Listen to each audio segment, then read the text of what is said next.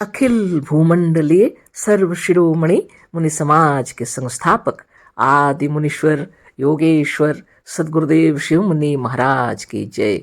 उपस्थित मुनि वृंद, साधु सज्जन वृंद, संत वृंद, साधक वृंद, आध्यात्म ज्ञान के जिज्ञासुओं और प्रेमियों, सभी श्रोता वृंद, आप सभी को मेरा कोटिशः नमन, सप्रेम जय जीव।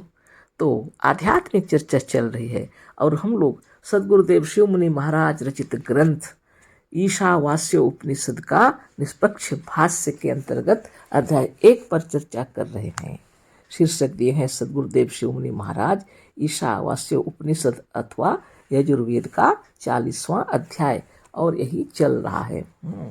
तो हम लोगों ने जाना इस मंत्र में एक ईश शब्द ही ऐसा शब्द है जिससे इस मंत्र का अर्थ करते हुए मजहबी लोगों ने मजहबी ईश्वर को किसी ना किसी तरह, किसी ना किसी रूप में घुसेड़ दिया है। यद्यपि इस ईश शब्द का अर्थ ईश्वर कदापि नहीं है। तो बिना हलंत दिए ही इसको ईश जो लिखा हुआ है, इसको इसी शब्द के विषय में चर्चा हो रही है। ईश ऐश्वर्य, ईश ऐश्वर्य, इसी ईश धातु में ईगु पद ज्ञापी किरह कह 3:1:135 एभ्य कह स्यात्। इस सूत्र के अनुसार क हलंत प्रत्यय लगाने से अकारांत ईश शब्द बनता है, क्योंकि क हलंत प्रत्यय में से लक्ष्यत्वतद्धिते 1:3:8 इस मंत्र से क हलंत का लोप होकर केवल अ रह जाता है। इस तरह ईश हलंत वाला ईश के आगे आ लगने से ईश शब्द बना, जिसका अर्थ शासन करने वाला या शक्ति रखने वाला। सदगुरुदेव शिव मुनि महाराज की जय। बहुत अच्छे तरीके से सदगुरुदेव बता दिए। संस्कृत के जो व्याकरण के दृष्टिकोण से भी देखेंगे तो इसको बता दिए गुरुदेव कि किस तरह से ईश शब्द जो बना है। तो ईश शब्द का जो है अर्थ बता रहे हैं गुरुदेव, इसका अर्थ होता है शासन करने वाला या शक्ति रखने वाला। इस सारे शरीर को अपने शासन में चलाने वाला या शक्ति रखने वाला जीव है। सदगुरुदेव कह रहे हैं इस सारे शरीर को अपने शासन में चलाने वाला या शक्ति रखने वाला जीव है, मजहबी ईश्वर नहीं। यदि मजहबी ईश्वर की शक्ति से या शासन से शरीर चलता होता तो मुर्दा शरीर भी चलता फिरता और बोलता, और नहीं तो कम से कम राम राम, अल्लाह अल्लाह या ओ गॉड या खुदा तो करता ही। और एक बड़े चेतन ईश्वर के रहने के कारण अचेतन और जड़ ना होता। सदगुरुदेव कह रहे हैं इस शरीर का जो मालिक है ना, शासन करने वाला, शरीर के चलाने वाले जो है वह जीव है, मजहबी ईश्वर कदापि नहीं।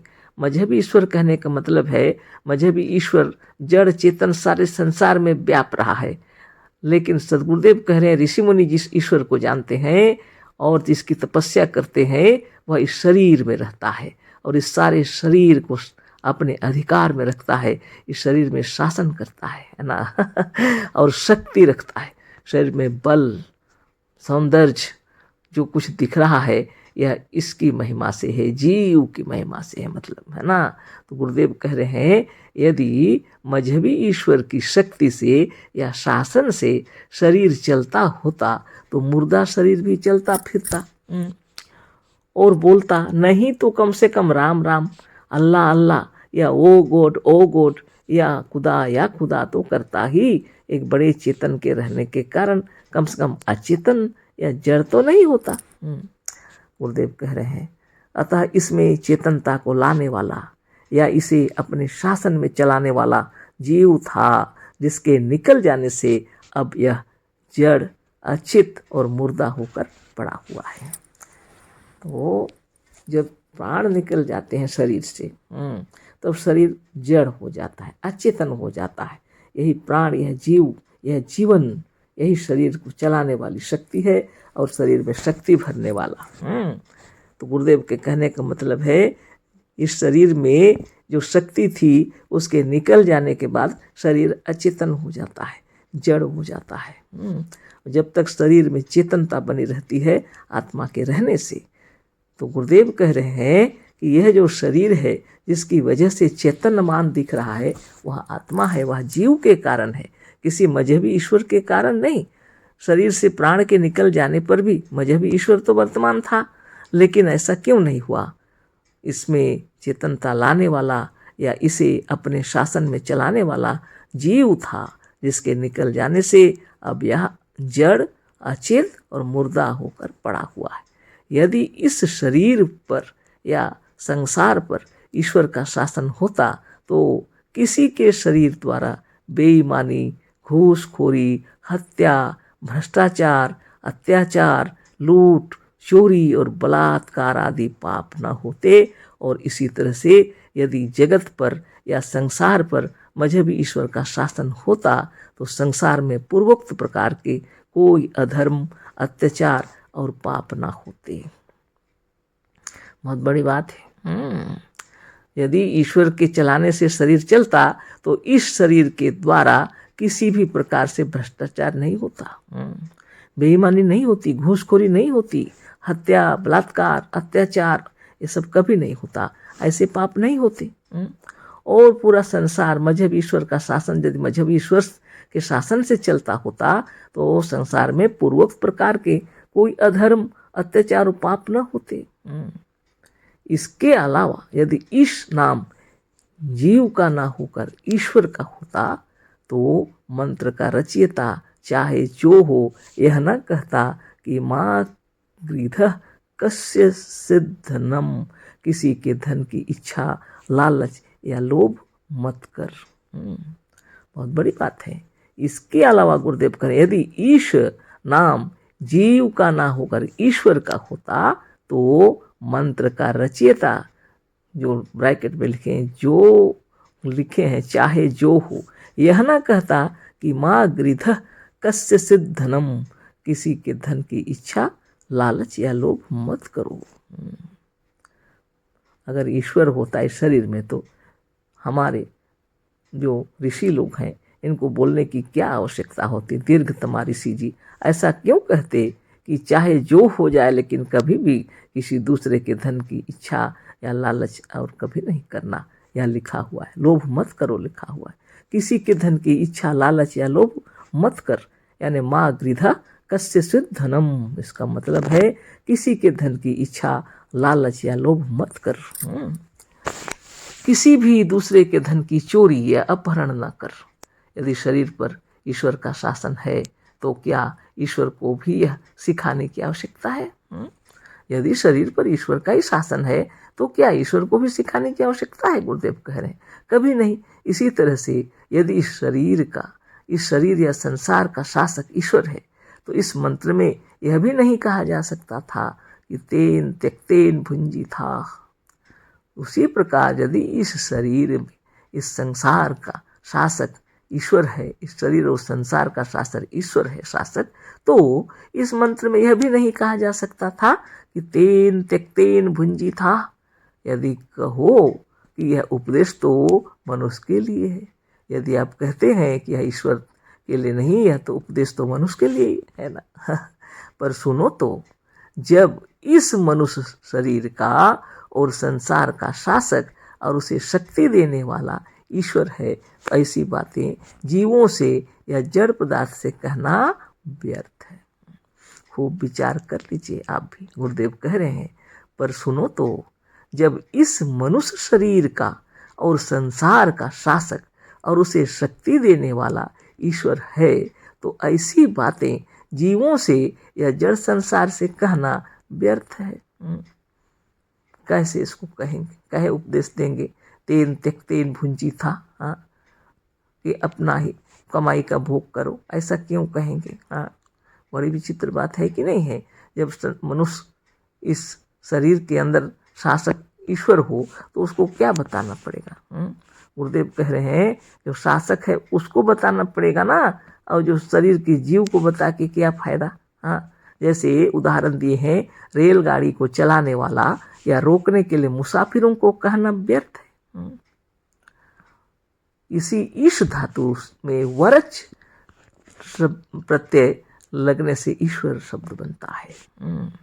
वरच के च का हलन्त्यम 1-3-3 के अनुसार लोप होकर केवल वर रह जाता है। इस तरह से ईश जोड़ वर ईश्वर बनता है। इसका अर्थ भी पूर्वोक्त कारणों से जीव ही है या आत्मा ही है, मजहबी ईश्वर नहीं। जैसे दिल्लीश्वर का अर्थ दिल्ली का शासन करने वाला, ना कि दिल्ली का मजहबी भगवान। उदाहरण दिए हैं, ईश्वर जो है इसी जीव को कहा गया है, इसी आत्मा को कहा गया है, किसी मजहबी ईश्वर को नहीं। जैसे दिल्लीश्वर यानी दिल्ली का शासन करने वाला, ना कि दिल्ली का मजहबी भगवान। यदि दिल्ली का शासक और रक्षक सर्वशक्तिमान मजहबी और ईश्वर होता तो विदेशियों द्वारा या मुसलमानों द्वारा दिल्ली अनेक बार रौंदी ना जाती और न वहाँ नादिर शाह अपार निर्दयता के अनुसार कत्लेआम मचा सकता। बहुत बड़ी बात है। सर्वशक्तिमान ईश्वर के रहते हुए नादिर शाह जितना निर्दयता से दिल्ली में कत्लेआम मचाए, ऐसा कर सकते? कभी नहीं कर सकते। मजहबी ईश्वर जो करुणा सागर, दया सागर और रहमान तथा रहीम है, वह सर्वव्यापक होने के कारण नादिर शाह में भी वर्तमान था। वह ऐसी निर्दयता का काम न होने देता। संस्कृत में ईश्वर से मतलब कदापि मजहबी नहीं है, कदापि मजहबी ईश्वर नहीं है। जैसे मंडलेश्वर का अर्थ भी एक मंडल या एक जिले का ईश्वर नहीं, किंतु एक मंडल या जिले के शासक का नाम है। आदि से अंत तक आप इस लेख के भीतर जो वेद के इस मंत्र का अर्थ किया गया है उसे देख जाइए। किसी तरह से ईश का अर्थ मजहबी ईश्वर नहीं होता, किंतु मजहबी पंडितों ने पक्षपात के कारण इस मंत्र के अर्थ में मजहबी ईश्वर को घुसेड़कर मंत्र के अर्थ को और मंत्र के उद्देश्य को चौपट करके बहुत बड़ा पाप किया है। यह हमसे देखा नहीं गया, अतः हम क्रमशः सब उपनिषदों, वेदों और शास्त्रों का अर्थ करेंगे। सद्गुरुदेव शिव मुनि महाराज की जय। बहुत बड़ी बात है। सद्गुरुदेव क्या कह रहे हैं? जो भी है, यह जो शरीर है और शरीर को चलाने वाली जो शक्ति है वह जीव है, आत्मा है। इसके अलावा और किसी दूसरे का इसमें शासन नहीं है, लेकिन लोगों ने समझा नहीं और मंत्र का अनर्थ कर दिए और ईश्वर को घुसेड़ दिए यहाँ वहाँ से ला करके। तो गुरुदेव कह रहे हैं वह सर्वशक्तिमान ईश्वर यदि शासक होता तो संसार में इस प्रकार के अत्याचार नहीं होते।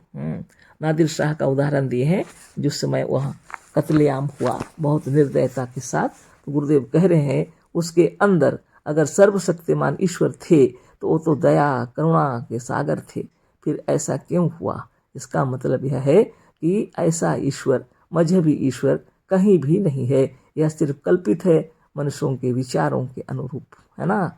लेकिन वास्तविकता यही है कि सबके शरीर को चलाने वाली शक्ति सबके शरीर में विराजमान है ना। अपना अपना जीव अपने अपने शरीर को चला रही है। अनंत आत्माएं हैं, अपने शरीर को चला रही हैं और इस शरीर को चलाने वाली शक्ति जीव है जो स्वतंत्र है। इसी को वशीभूत करने के लिए, इसको अपने वश में करने के लिए, स्वरूपस्थ करने के लिए योग साधन किया जाता है ना। ऋषि मुनि जानते थे अगर यह बहक जाए तो दुनिया में तबाही मचा दे, इसलिए संसार में शांति हो, इसकी बातों को लेकर, इसी विचारों को लेकर अष्टांग योग साधन व्याख्या करके ऋषि मुनि भी तपस्वी लोग साधन बताया करते थे। और यम, नियम, आसन, प्राणायाम, प्रत्याहार, धारणा, ध्यान, समाधि, अष्टांग योग की व्याख्या किए हैं। इसको अपने को शासित करना पड़ता है, किसी दूसरे को नहीं, है ना। तो संसार में शांति स्थापित करने के लिए वेदों की रचना हुई है। अपने शरीर को स्वस्थ निरोग कैसे रखें, परिवार में कैसे सुखी रहें, प्रकृति की कैसे रक्षा करें, संसार कैसे शुद्ध हो, निर्मल निरामय हो, सभी स्वस्थ रहें, यही सब विषय को लेकर के वेदों की रचना हुई है। यहाँ कहीं भी मजहबी ईश्वर की रचना नहीं हुई है। और जिस मजहबी ईश्वर की लोग इतनी पूजा उपासना तपस्या करते हैं उसका कहीं अता पता नहीं है और वह किसी की रक्षा भी नहीं करते हैं, सब बेकार की बातें हैं। गुरुदेव का कहना है अगर निरोग रहना है, स्वस्थ रहना है, धनवान बलवान जो कुछ आप चाहते हैं तो अपने अंतरात्मा से अपने आप से मांगो, अपने दिल को बताओ, अपने अंतरात्मा से कहो और साधन ध्यान तपस्या में लग जाओ और इसके जो नियम है उसका पालन करो। ये ऋषि मुनियों का कहना है ना। और गुरुदेव भी वही कह रहे हैं, किसी दूसरे से मांगना भीख मांगना है, भिखारी बनना है, चाहे ईश्वर मजहब ईश्वर ही क्यों न हो, सबको छोड़कर अपने भीतर प्रवेश करो और अपने अंतरमा आत्मा में अपने आप में तल्लीन होकर जो कुछ चाहते हो उसी से कहो ना। सुबह शाम नियमित समय पर योगाभ्यास करके अपने अंतरात्मा को एकाग्रता में रखकर और जगत का जिससे कल्याण हो ऐसे ही कार्य करना है। अहिंसा सत्य अस्तेय ब्रह्मचर्य परिग्रह का पालन करना चाहिए।